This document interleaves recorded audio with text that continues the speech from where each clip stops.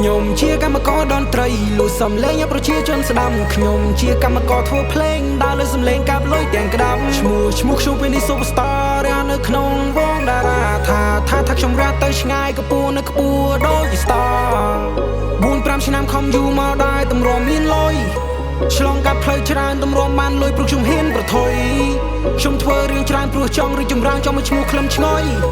ខ្ញុំធ្វើខ្លួនឯងជឿជាក់ខ្លួនឯងខ្ញុំមិនជឿលើដំរុយក្មេងនេះប្រែបានច្រើនណាស់ក្មេងនេះមិនលុយចាយហូរដូចកដាស់ពួកស្អប់ខ្ញុំឃើញហើយភ្ញាក់ផ្អើលពួកនោះមិនចង់ជឿថាខ្ញុំអាចប្រែផ្លាស់ពួកនោះឆ្ងល់តែក៏ភ្លៀងខ្លួនឯងរួចសួរខ្លួនឯងមែនឬក៏យល់សពធ្វើតែមើងងាយបែបឈ្លីឡោលើយពួកនឹងឆ្លើយណាស់សិតតែពួកក្មេងឡប់ពេលដែលខ្ញុំឡើងខ្លះគេមិនចូលចិត្តយេពេលដែលខ្ញុំដោនខ្លះគេសើចចំមកពេលដែលខ្ញុំឡើងគេថាខ្ញុំមិនបើពេលដែលខ្ញុំដើរជាងគេឌីខ្ញុំមកស្នង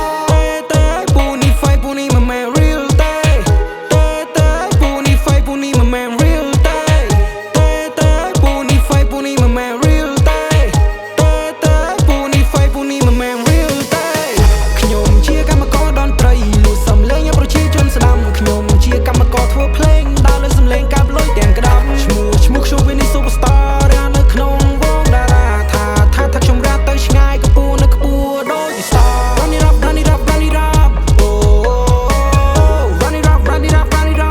oh run it up oh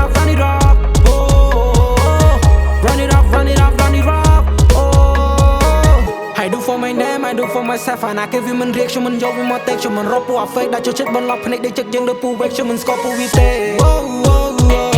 ពូណាហ្វេកខ្ញុំមិនស្គាល់វាទេពូណាហ្វេកខ្ញុំមិនស្គាល់វាទេពូអាដុំអាចបន្លំខ្លួនធ្វើពេកយាយពូអាសัตว์ចៃបន្លំខ្លួនធ្វើមូពូអានេះការគិតវានេះតិចអាជីវផែនដីទៅហើយឈប់ធ្វើមនុស្ស Run it up oh run it up run it up ខ្ញុំជាកម្មករតន្ត្រីលួចសំឡេងឲ្យប្រជាជនស្ដាប់ខ្ញុំជាកម្មករធ្វើភ្លេងដើរលើសំឡេងកាប់លុយទាំងក្តាប់ឈ្មោះខ្ញុំពេលនេះ Superstar រានៅក្នុងវងតារាថាខ្ញុំរះទៅឆ្ងាយកំពួរនៅខ្ពស់ដូចជា Star 4-5 ឆ្នាំខំយូរមកដែរតម្រាំមានលុយឆ្លងកាត់ផ្លូវច្រើនតម្រាំបានលុយព្រោះខ្ញុំហ៊ានប្រថុយខ្ញុំធ្វើរឿងច្រើនព្រោះចង់រីកចម្រើនចង់មកឈ្មោះក្លឹមឆ្ងុយខ្ញុំធ្វើខ្លួនឯងជឿជាក់ខ្លួនឯងខ្ញុំមិនជឿលើដំរុយ